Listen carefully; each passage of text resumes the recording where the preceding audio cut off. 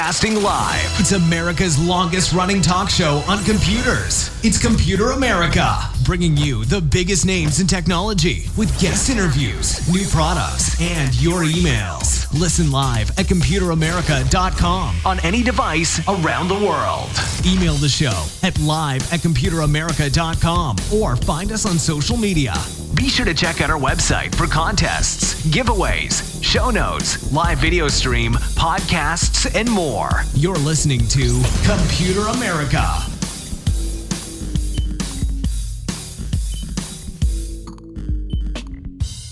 Hello and welcome into the Computer America Show. That's right. And welcome into another fun show as we have a great guest here with us today. And by the way, today's guest, for anyone who did not read the show notes, we have Pollfish. That's right. It is a service dedicated to bringing you the best polling experience you can possibly have. And we have the CTO, Giannis Zaoudis, here with us to talk all about it. But before we bring him on, I, of course, want to mention a few things, including computeramerica.com. And our website is important for shows such as today. Well, really every show.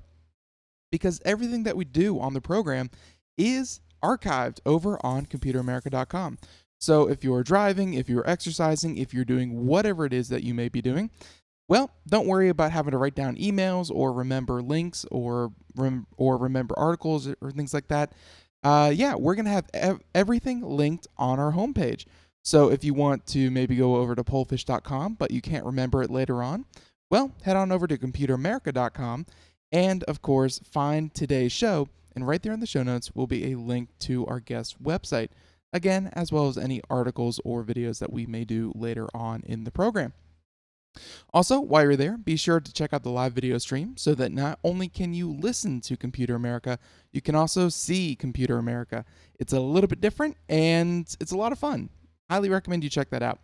And then last thing is, of course, our social media contest, which will be up and running later this afternoon.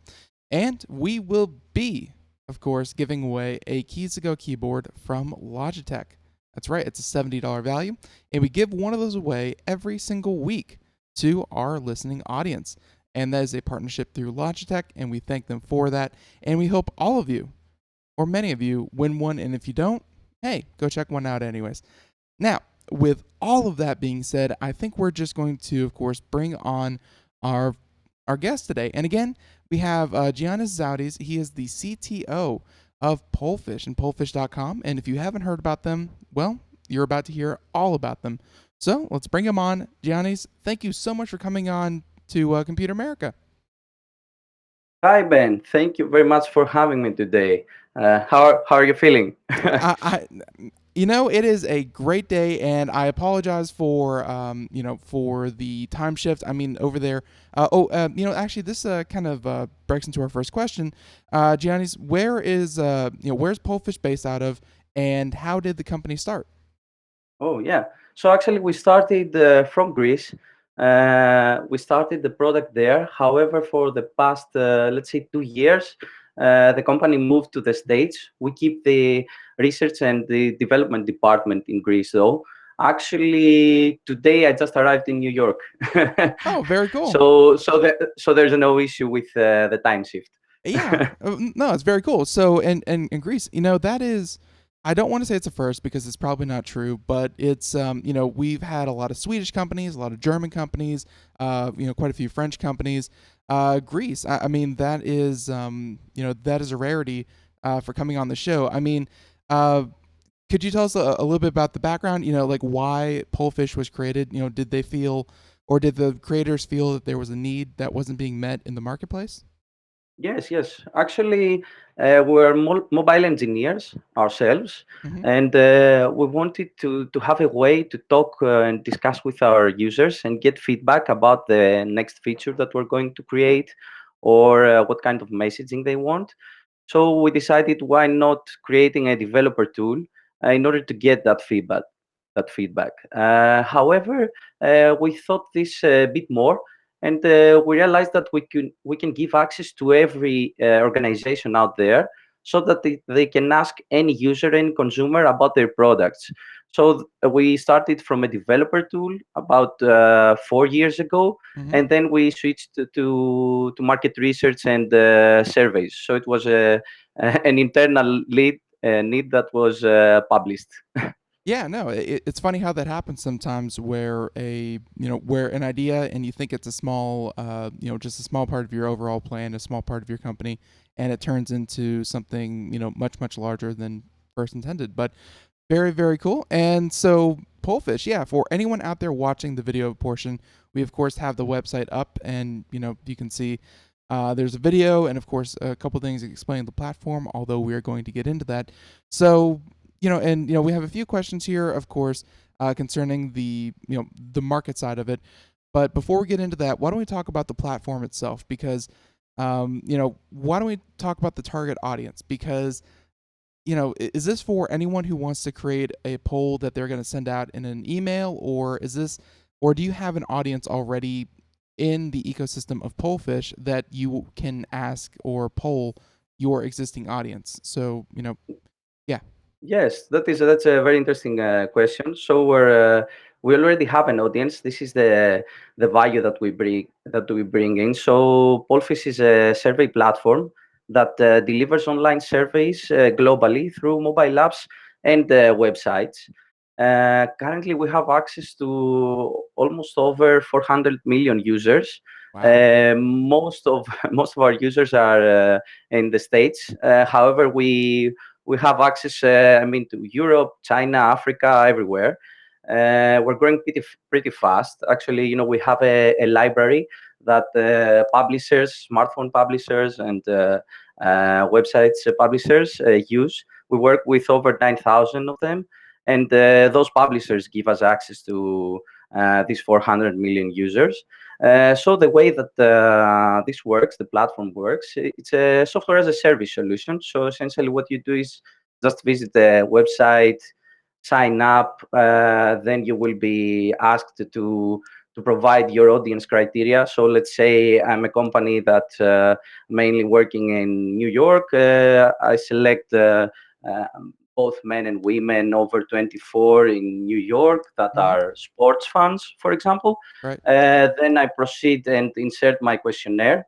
And finally, Office review team will get that questionnaire, make any suggestions, and then it is distributed to those users. And as you can imagine, with such a huge audience, the turnarounds are really fast. So for a few hundred responses, you will have your survey completed within hours. Wow. Yeah. No, that is, of course, that is, start a poll in the morning, and by the afternoon, you have data to work off of, and you have data to act upon. That is very, very cool. And again, by specifying an audience, you don't have to go out, build up a mailing list and all that kind of stuff. That is, of course, very, very cool. And, we can, of course, talk about how the company makes money, because again, over on your website, you have a picture of the platform, and I noticed that, of course, you charge based on, I guess, how many responses you get and things like that. I mean, can you talk a little bit more about maybe companies who want to use this? Um, you know, Sometimes polls get way out of hand. We've seen that on the internet before. Let's pretend that a poll, struck fire, and all of a sudden everyone wants to answer it. How are companies not going to be charged with, $10,000 when they only meant to spend, $200 on a poll? Yes, yes, exactly. This is actually one of our values, the pricing and the way that works. Mm-hmm. When you set up your survey, you just set a goal. For example, let's say you want 1,000 sample of 1,000 respondents, and once you hit that target, the platform automatically stops distributing the survey. So you will never get charged for more users. So the system works actually in real time. You will get responses in real time as we receive them. And once those responses are qualified, because we run a lot of checks for quality, Mm-hmm. then you will see those responses in real time, and you won't have any issues about being charged more. Very, very cool. So why don't we get into the marketing side of this, where let's say how can marketers benefit? How can marketers benefit from mobile competitor research? Yes, yes, of course. So the mobile competitor research, this is actually a feature that is very recently published. What we know from the users, we know the app graph of the smartphone. So we know, for example, which apps you have installed in your phone. Okay, so this is the feature that we call behind the enemy lines. So as we said, you can select your audience, for example, based on gender, age, a few personality traits, but now also you can target based on the installed app. Okay, Mm. this is a very interesting feature because, as I told you, we're mobile engineers ourselves. Mm-hmm. So we focused on the whole path of the user. So the user acquisition path. So let's say that I want to publish my app, and I already have a competitor, and my future users are already using that competitor's app. I Right. wanted to know how the competitor acquired those users. So how did they end up there? Was it through App Store reviews, YouTube testimonials, game reviews, or just an ad? So this is very, very important for marketeers because they can even tailor their messaging for those users. And then if you, let's say, focus again on the user path, then you see that users have a favorite feature or features of the app. So perhaps you want those features to be implemented in your app too. Okay, Right. and you would like to see, for example, which game mode do they like, or which specific feature. This is again something that not only marketeers can use it, but even the product team can use in order to decide what to build and how to build it. Uh, yes, sorry, Right. No, no, you no, want no. to ask something. This is this is definitely something I have not heard about. I mean, it's very, very interesting. Behind enemy lines, that is also quite the name. But it's and I mean, why was the why did you feel it was necessary to restrict this to people who have already had the app downloaded? Because there may be people out there who they can claim that they've already downloaded, or they can claim that they had it downloaded and they since deleted it. I mean, why was it necessary to restrict the the questionnaires to only people who had the app that you're talking about downloaded? Okay, yeah, yeah. This is a great question actually, because when you're creating an app or a product, usually your future users are already covering their needs using another app. Mm-hmm. Okay, so there is always a competitor there. That is why we decided to restrict, because you have to learn what they love in your competitor, and also what do they hate, because this is an important gap. Imagine that I'm creating an app, and let's say I'm creating it exactly like my competitor's app. What is my unique value proposition there? I'm not sure what's my unique value proposition, but let's say you run a survey in Mm-hmm. your competitor's user, and you ask them what do you not like about this app, and you learn that this feature is missing, or this feature is not working as it should be.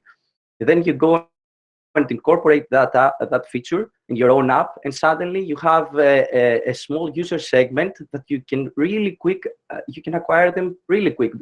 It's going to be so easy because you will cover a need that is not covered currently by the competition, which is a great asset for an app or a company.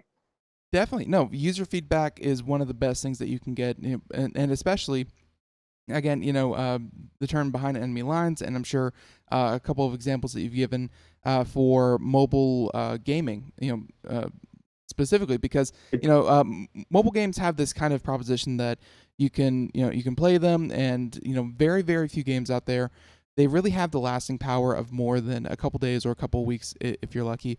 So people are always looking for different games, new games, and that kind of thing. Um, are you seeing any kind of industries such as gaming, or or maybe fitness tracking apps or what have you? Are you seeing any industries really take to this new service? Yes, actually, gaming it's definitely one. However, we have seen a lot of large corporations too. Unfortunately, I can't mention names right Right. now, but they are checking their competitors a lot. And I mean, running tracking surveys constantly, like daily or weekly. The point is also, since you mentioned it earlier, we have the current installed app graph, so we know if a user has uninstalled an app. This is something that we're working now. So in the future, we will have the ability to also target users based on uninstalled app, which is also something very interesting. However, the issue with the verticals that you mentioned Right. is that it applies to almost anyone. Currently, we see a lot of gaming and large corporations, but I think that as this feature gets more well known, Hmm. a lot of more organizations will use it. Currently, every organization is on mobile, so they will want to get feedback from their competitors' users. No, makes perfect sense. And I think you touched on this really lately, but let's say someone wants to use, Pollfish, and is Pollfish a standalone app that kind of, monitors other things on the phone, or do companies kind of integrate it into their own apps? How do companies use Pollfish? Is it standalone or integrated? So there are two sides there. From the one side, companies integrate Pollfish within their app to monetize their apps, as we said, publishers. Hmm. However, in the market research side of things, they don't actually have to do anything with their IT department or any integrations. This is a standalone solution. So you just visit the website. You don't have to do any technical implementations, set the audience criteria, and then you're ready to go. I mean, usually most of our clients, once they sign up, they are up and running within a few hours or minutes. I mean, it's just a matter of having the questions in place, the questionnaire. This is the only issue. Right.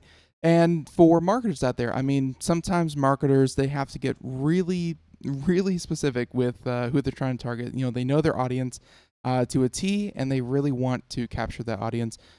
What kind of parameters can you set for? Because you mentioned things, of course, like country and age. So location, age. How detailed can you get? I mean, what are some of the other kind of filters or options can people Yes, choose? actually, as you mentioned, most of the companies know really well their audience. So we try to provide a lot of information, both to target the audience and analyze it. And just to share a couple of examples, Hmm.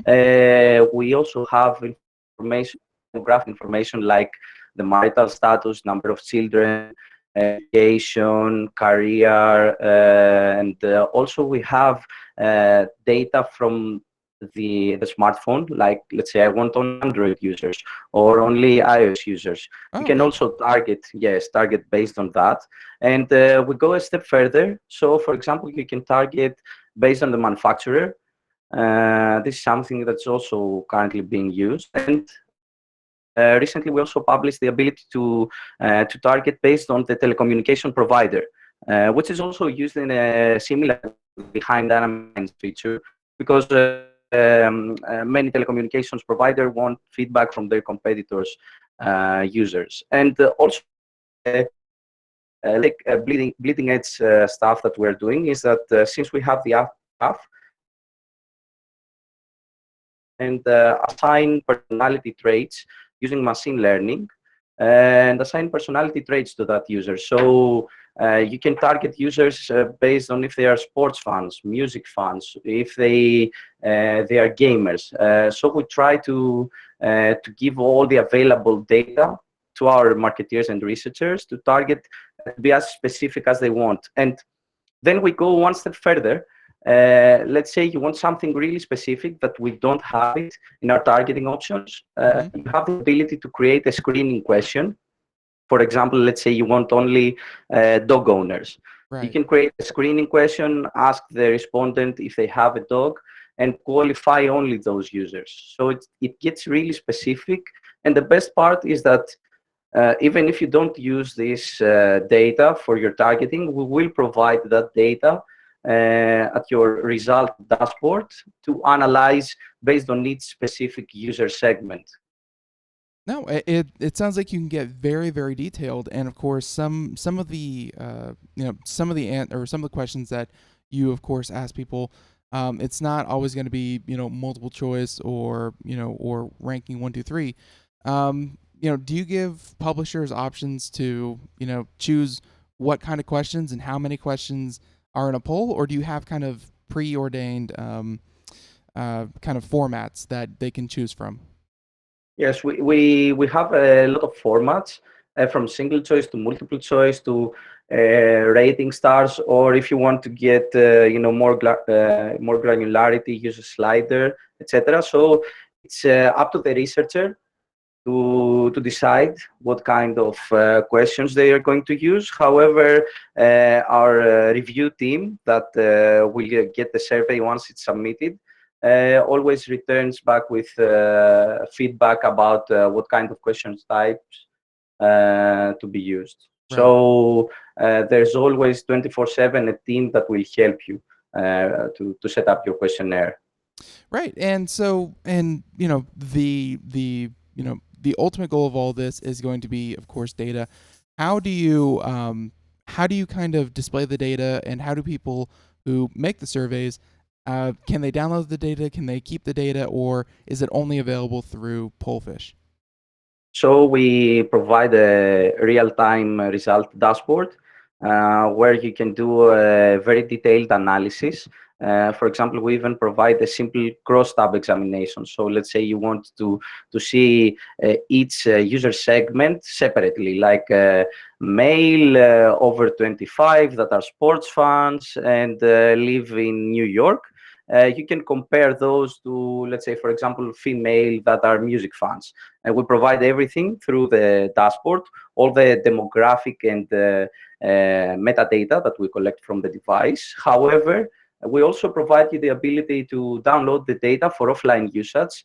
And that data is also labeled for advanced analysis. Many researchers use SPSS, and we have that labeled. So, for example, if you are more familiar with that software, you can just download the data and do the analysis as always. You don't have to get familiar with our dashboard, although it's pretty easy to use. Right. Yeah. No. If you're if you're watching the video portion, we actually have a picture of it right here.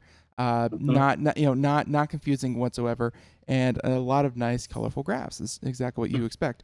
And no, this is all sounding really really great. And again, you mentioned a couple hours for maybe a survey of like 100 people. What would you say is kind of the typical time that people can expect results on their poll? Usually, it's less than a day. However, that depends a lot on the targeting. So, if you want to be really really specific, let's say male and female that have 3 dogs and 2 cats and are doctors, Right. yeah, this is going to take longer.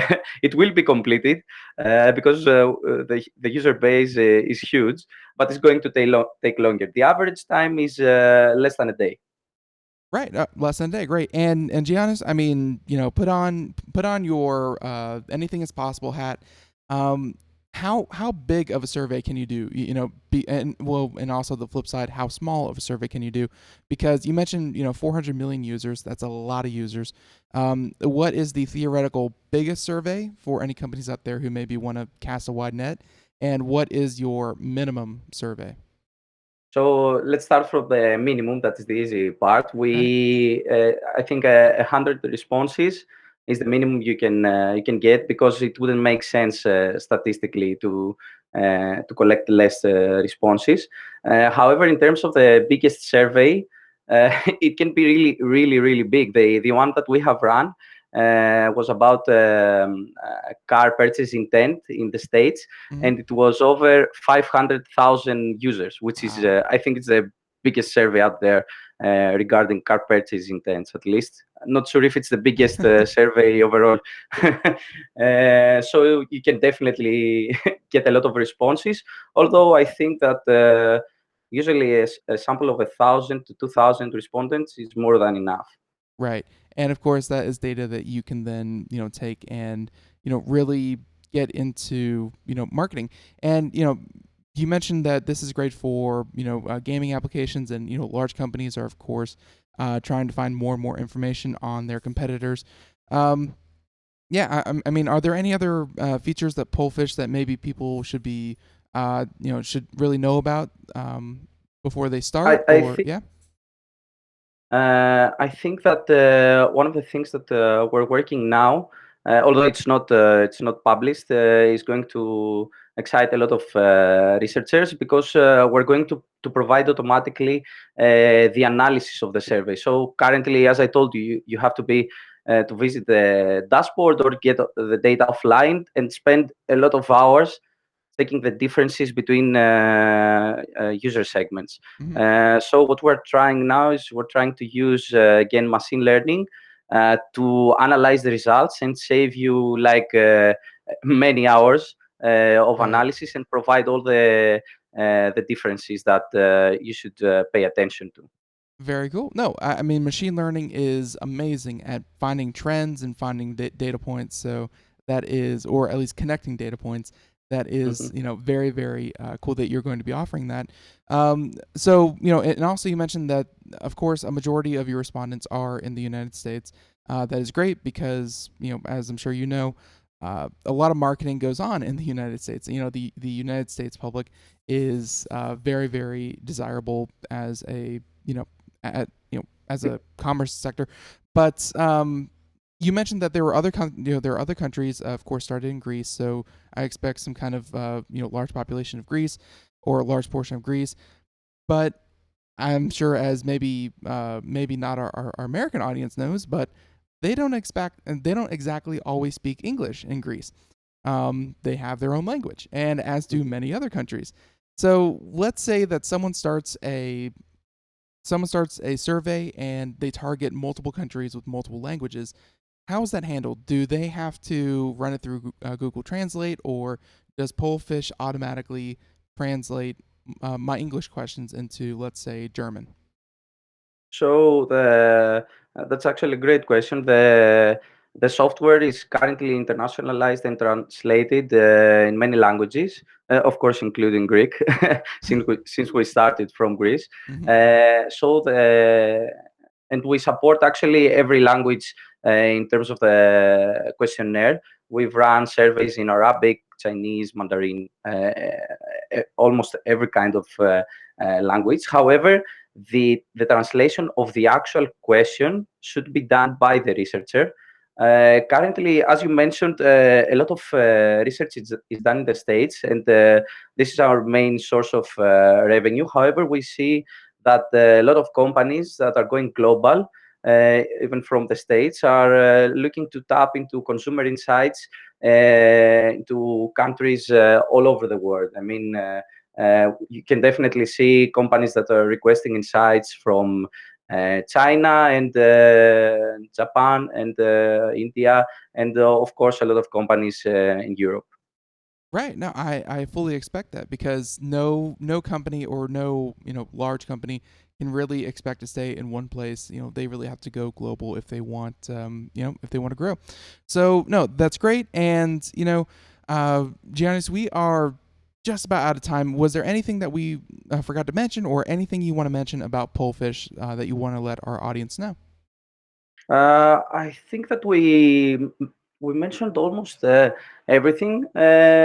You've seen the dashboard and how easy it is. This is the only thing that perhaps we didn't mention, that it's really user friendly, and it's just like a 1, 2, 3 to go in there, just sign up and create a survey within minutes or hours. So this is perhaps the only thing that's worth mentioning. Well, yeah, and again, if you're watching the video portion, then you have seen the dashboard because we actually have a picture of it up on the video portion. So, Giannis, I want to thank you so much for coming on. The music means that we are just about out of time. So, Giannis, thank you so much for coming on, and everyone out there, pollfish.com or check out computeramerica.com where we have a link to Pollfish. So, Giannis, one more time, thank you so much, and thank you for coming on.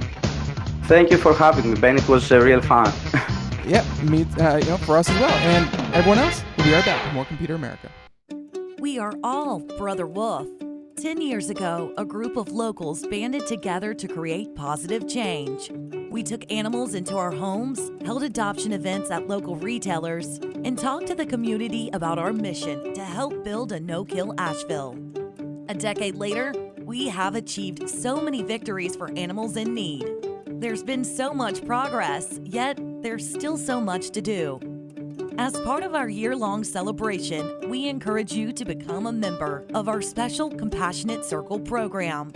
With a monthly donation of $10 or more, you will have behind-the-scenes access to the work we are doing at Brother Wolf.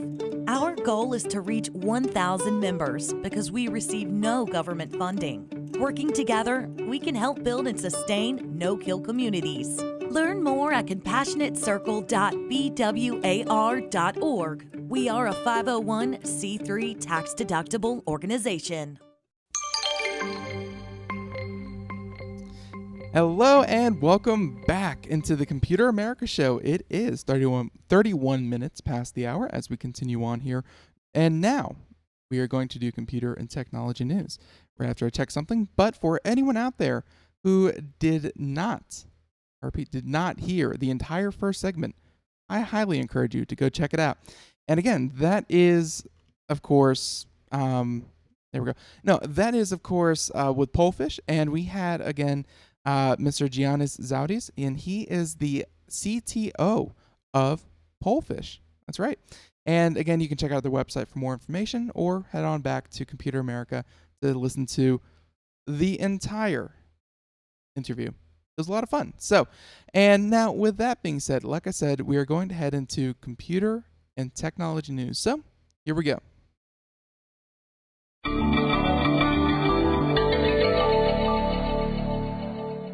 All right, and computer and technology news is brought to you by Computer America, of all people. I know, crazy.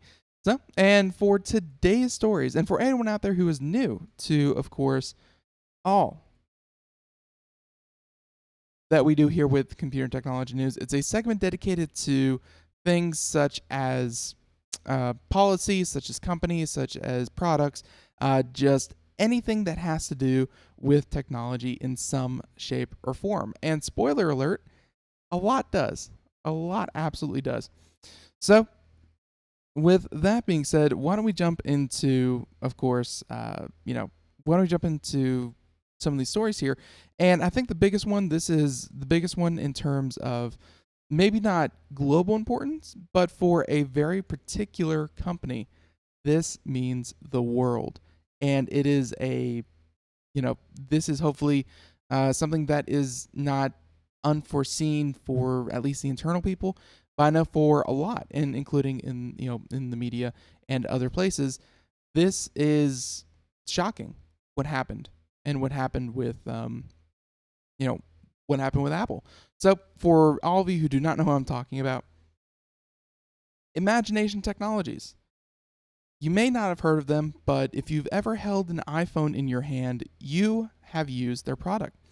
And they are best known for their graphics chip that is integrated into the Apple iPhone. And, they have a long-standing relationship.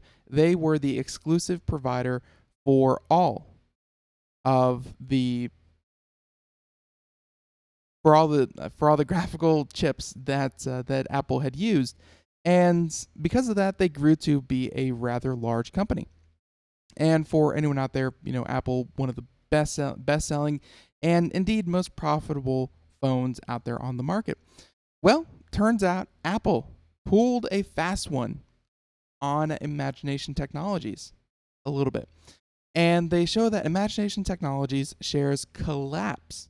Their market shares, collapse after Apple ditches the British chip designer, saying that Apple is developing its own chip designs, which might breach Imagination's IP.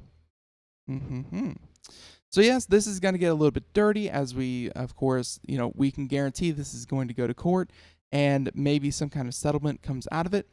But for all of you out there, that's right, Apple is designing their own graphics chips, and it will debut sometime, in the coming years. But a year on from Apple being locked in potential buyout talks with Imagination Technologies, the iPhone maker is set to abandon the British chip design company. And again, to be clear, this is chip design, not chip manufacturing. Apple is not in the business of manufacturing iPhones. They can leave that to Foxconn and all the other companies over there in China. But this is designing the graphics chip. So shares in Imagination were in free fall on Monday morning, so today, after Imagination confirmed it would lose its biggest customer by 2019. Saying Apple is of a view that it will no longer use the group's intellectual property in its new products in 15 months to 2 years' time, and as such will not be eligible for royalty payments under the current license and royalty agreement. That was something that Imagination said. Of course, you can expect, like I said, a massive legal battle to fall out from this, saying that the UK-based semiconductor supplier axed 350 jobs last year and said it needed to slash millions of pounds in operating cost, pounds being the currency, not some kind of drastic weight loss. So, after it warned that a slump in iPhone sales has hurt the business, and roughly half the company's revenue derives from licensing deal with Apple. So again, half of this company, pretty much the thing that makes this company sustainable at its current size or even in its current manner, is simply the fact that it designed the graphics chip in the iPhone and that it receives royalties from that design and those patents. So Apple told the company that it is working on a separate, independent graphics design so as it can ditch Imagination Technologies and take more control of its products, which, of course, if you know Apple, they love taking control of their own products.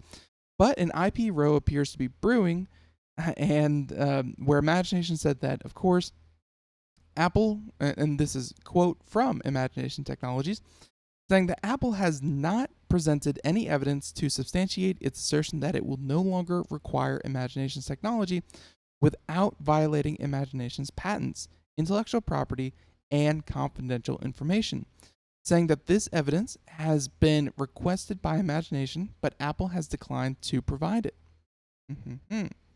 And further, Imagination believes that it would be extremely challenging to design a brand new GPU architecture from basics without infringing on intellectual property rights, according to Imagination.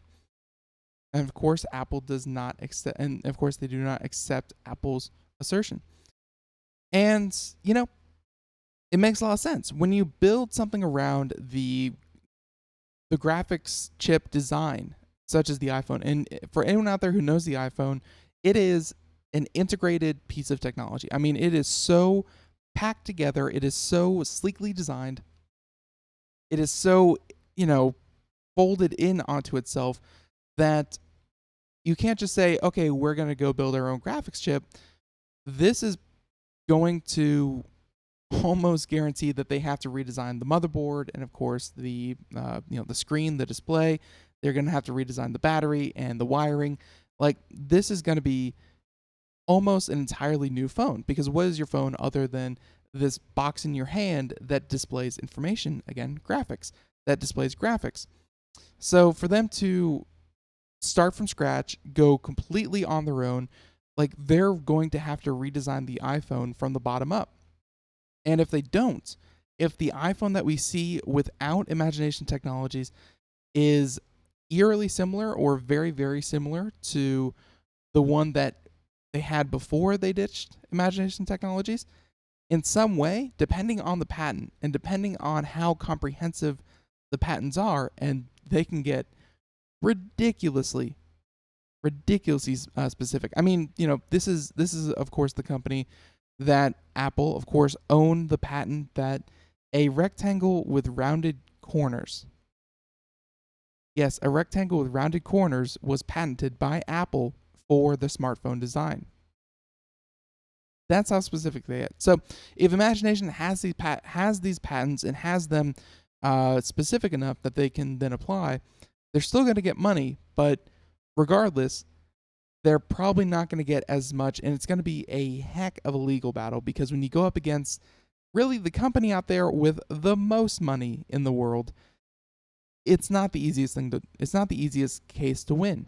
So we'll see what happens. But onto the shares, and this is, kind of the devastating part, that one day you're sleeping, peacefully, and then the next you lose 70% of your company, saying that shares in Imagination are currently trading at just under £1 British pound, or 93.5 pence, and which is down 65% following confirmation of Apple's decision to rip up its contract with the firm, saying that Apple paid nearly 60 million pounds, which is about $76 million for all of us over here in the rebellious states, $76 million in royalties to the British company, which reported total sales of about $150 million. So little over half of all revenue came from Apple. And yeah, they said that there are no parties with whom the group has contractual or other arrangements that are essential to the business of the group except the contract with Apple. And that, again, was said in the most recent annual report in Citi. So essentially they're saying at their most recent annual report of their company, they're saying that all in all, they're an Apple company. And if Apple drops them, they really don't have a company. And yeah, we're about to put that to the test. So within 2 years, they're not dead yet, but, within 2 years, Apple will be making its own graphics chip, and we will see what comes of that, because, hey, that could also be a boon, because if they come up with something really innovative and new, which, hey, again, it's Apple, then this could be a good thing. But right now, definitely not a good thing for Imagination Technologies. So, yeah, crazy story going on there. Okay, so with that one, why don't we head on over to, and we have a lot of stories. I actually found about 16 different stories. And again, if you want to find these stories and more, head on over to computeramerica.com. And in the show notes, we have, of course, all of these stories. Now, this next one hits a little close to home, because I am actually, considering upgrading my computer. And not even considering, but seriously, I'm going to upgrade my computer. And we're going to have a couple of articles about it online. But at the same time, this next one hits very close to home, because I was just checking out RAM. And RAM, it's incredibly cheap. It was cheaper about 6 months ago. There was a whole supply chain surplus. But now things are, heading back up, and it's tragic when you are buying parts. But at the same time, hey, we could be seeing a new generation of RAM here within the next year. And I don't think RAM is specifically important enough to hold off buying computer parts, but it's going to be a good thing when it finally arrives. Like, the entire computer is not going to, be obsolete next year just because RAM got a little bit faster. But at the same time, it's definitely going to be a good thing for computers in a year's time. So this is coming from Ars Technica, Mr. Andrew Cunningham. That's right. And this one's really cool, saying that the next generation DDR5 RAM will double the speeds of DDR4 in 2018. So again, we are going from DDR4 to DDR5. And of course, it will take longer than that to make it to your PC, because you set up the standard, you set up the, you set up all of the standards, and then you move into production, and then you move into computers, and of course, available on motherboards and what have you. So available next year, but we'll see how long it takes to actually get into your hands. So they're saying that you may have just upgraded your computer to use DDR4 recently, or you may still be using DDR3, which, by the way, I currently am.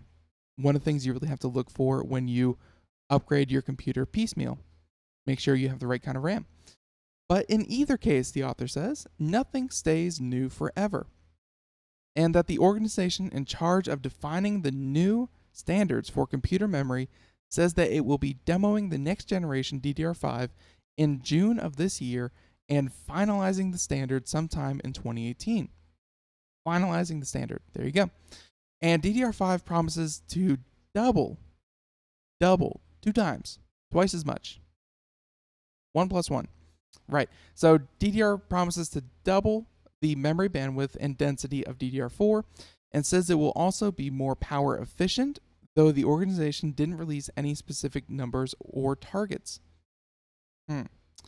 So, like DDR4, back when it was announced, it will still be several years before any of us have DDR5 RAM in our systems.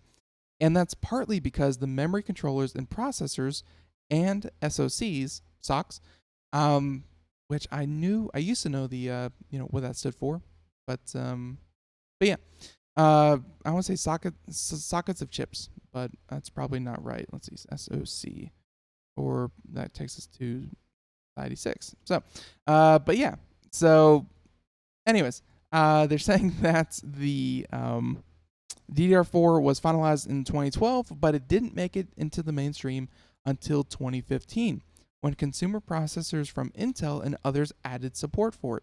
That's right, it takes massive amounts of support from the other hardware makers before it becomes viable. So, DDR5 has no relation to GDDR5, a separate decade-old memory standard used for graphics cards and game consoles. So, what they're saying there is, do not confuse DDR5 with GDDR5. And RAM isn't going anywhere in the near future, but if you look ahead a few years, you can see a potential RAM-free future looming. That's quite a bold claim, because we had the same discussion when it came to graphics cards, when it came to graphics cards and processors, when we were making the claim that graphics cards are getting leaps and bounds more powerful than a processor, but by the same token, we still have processors. There was a lot of talk about graphics cards taking over the processes of a processor, and we only needing an integrated graphics GCPU, graphics and CPU. Instead, we have both, and both are better than ever. So I don't know about this whole RAM-free future, saying that Intel's Optane drives are attempting to combine the capacity, density, and non-volatility of an SSD with speed that is beginning to approach RAM. Saying that the first generation Optane drives have about 10 times higher latency according to Intel, but that's not far off the mark for many workloads. And of course, latency, for all of you out there, translates to lag. Not something you really want in a hard drive and or RAM. Brings everything down to a crawl. So, as the technology improves though, it may well remove the need for separate pools of RAM and storage, triggering a fundamental shift in the way that computing devices work. We will, of course, have to see about that. It's we've seen it before, we've heard it before. It will not be the last time we hear about it, but the idea that you can integrate and give jobs to other parts of your computer and remove one component, we've seen it before, heard it before. Probably not going to happen because, you get a lot of benefits for keeping technology the way it is. It's a known technology, and unless you can fully replace it without losing any kind of, and here's the key, without removing any kind of functionality, and at the same time, without driving up costs, because sure, you can have this kind of Intel Octane, hard drive that takes the place of RAM, but if it costs 10 times as much, no one's going to use it. So, yeah, we'll see what happens, but odds are DDR5 coming down the pipeline here in the next couple of years, and take it from me, probably not worth waiting for, because RAM, it's certainly important, but operating systems already can use up to 64 or in some cases 128 gigs of RAM, and it's fast enough at this point that any program that you use just buy DDR4, and odds are you're going to be good. You're going to be good. So don't bother waiting for DDR5. But it's going to be good when it finally gets here. So, with all of that said, why don't we talk about this other story? And I really wanted to get to this one because it has a lot of implications. Implications of smart TVs. Not good ones, mind you. Not good ones at all. So for all of you out there, the Internet of Things, if you are new to the Internet, welcome into the Internet.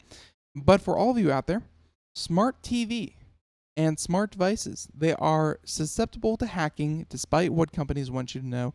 They don't get me wrong, companies take a lot of pain and a lot of effort to really prevent their smart devices from being hacked. But that doesn't mean it can't happen, and that doesn't mean that with a targeted effort, you can't get into these things. And we have a new one. This was an exploit for smart TVs, saying that smart TV hack embeds attack code into broadcast signal with no access required. So this actually goes into the broadcast signal that the TV picks up, which again, used to display your content over the air. Very, very risky. So this is by Dan Gooden. This is by, again, Ars Technica. And saying that the demo exploit is inexpensive, remote, and scalable. Inexpensive, remote, and scalable.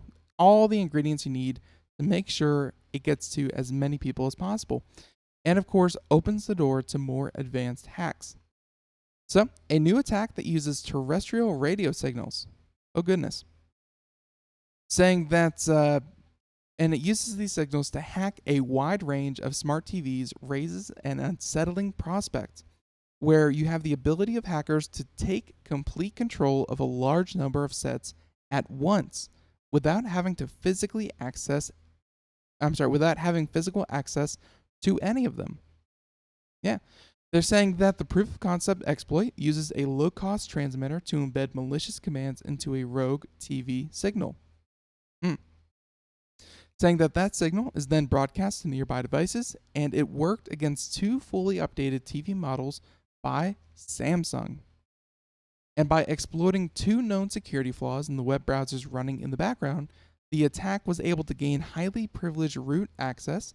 So highly privileged root access, of course, means that it's even more base, is even higher priority, lower level tiered than, let's say, your antivirus or your anti-malware software or any other kind of firewall that you may have. It may be even lower tier than that, means it has a bit more privileges, means that it can do things without even having to worry about any kind of updated, advanced anti-malware you may have running on your system. And they're saying that by revising the attack to target similar browser bugs found in other sets, the technique would likely work on a much wider range of televisions. And this coming from the security consultant who publicly demonstrated the attack, quote, "Once a hacker has control over the TV of an end user, he can harm the user in a variety of ways. Among many others, the TV could be used to attack further devices in the home network or to spy on the user with the TV's camera and microphone," which again, a lot of people worry about, and another person has found a way to do it. But here's the good news. Without scaring you too much further, and the article goes on for a bit, but it of course raises the concern about the Internet of Things and how safe is it really. But to put all of you at ease, put all of you at rest, this was again found by a security researcher and a Swiss security consulting company. So when that happens, they publish their findings, they tell everyone, so everyone knows how to do this, but at the same time, it shows the company who owns the device, in this case Samsung, how it's done and how it's capable and how they can protect themselves from it. So even though this sounds really bad, good news, hey, Samsung is already working on a fix, and they're going to have it fixed and patched in no time. So This is bad, but at the same time, found by a security researcher, it's even worse when they are found by legitimate hackers in the wild who want to maliciously use this kind of software. So, hey, white hat hackers, they have a place and they have a mission. Very, very cool. So, I think for our last story, we are going to have to find something upbeat, something happy to wrap up our Monday show with. And how about happy. Happy is in short supply lately. Why don't we do something interesting instead of happy? Interesting's good. So this is coming from, once again, Ars Technica. Ars Technica, they have a lot of great journalism going on lately. But just today, NASA is planning a daring repair mission to save a $2 billion particle detector. My goodness, my particle detector cost nowhere near $2 billion. But this one's in space and attached to a floating behemoth of multi-governmental research. So, this is the alpha magnetic spectrometer is changing our understanding of the cosmos, i.e., why we have to repair it, by Eric Berger. And so, for everyone out there, the alpha magnetic spectrometer has served during the last 6 years as a silent witness to the formation of the universe, quietly collecting about 100 billion cosmic rays, particles, and nuclei with energies up to 1 trillion electron volts. Wow. Crazy. Saying that the results show unexpected phenomena. They are not predicted by current cosmic ray models, and this is changing our understanding of the cosmos. And again, science loves it when they're wrong. Science loves it when they see something they don't expect or they can't explain, because it invariably leads to something fundamentally changing and, very, very cool to learn about. So, as they said, they had a problem with the AMS particle detector's cooling system, and they're planning an extensive set of repairs, saying that this will likely include a series of Hubble-esque spacewalks, those are very cool, next year to install a new cooling system for the $2 billion instrument, saying that after the initial story, Ting provided ours with more information about the scope and the timing of the repairs. And to wrap this up pretty quickly, saying that together with the NASA John Space Center, we have improved the pump design to extend the lifespan of AMS to coincide with the lifetime of the International Space Station. Oh, that's so sad. 12 new pumps have been ordered and will be delivered in September of this year. And after extensive tests, 4 of the new pumps are scheduled to be sent to the space station in the later part of 2018 as replacements. So, despite the cost, and one person involved in the planning said that the repairs, man, if someone came up to my house and said that it cost $100 million to repair my particle detector, I'd say, nah, I'm good. But that's what its estimated cost, saying that researchers say that the additional time collecting data is critical to the experiment's success, saying that by collecting data until at least 2024, we should be able to make a statement on the origin of dark matter and antimatter. And so far, all other instruments are operating normally, and we expect to stay operational on the space station for its lifetime. And for all of you non-space, space enthusiasts out there, this whole idea of dark matter and antimatter, it's a pretty big deal. And if we can prove it, quantify it, measure it, and, identify it, that would answer a lot of questions. So, very, very cool, but at the same time, again, very, very expensive, and I'm sure not easy to do. And plus, hey, we're going to get some cool pictures, and hopefully everyone stays safe as we get some cool spacewalks under our belt once again. So, and again, you can find these stories and more over at computeramerica.com, or, because it was a heavy Ars Technica day, check out arstechnica.com as well. But that is about all the time we have here for today. Thank you so much for tuning in. And if you are just tuning in, my bad. But head on over to computeramerica.com and find the full archive of today's show, as well as our interview with Pollfish. Again, Pollfish, you can find them again over on our website or at pollfish.com. So until next time, everyone, have a great day. Catch you tomorrow. See you then. Bye-bye, everyone.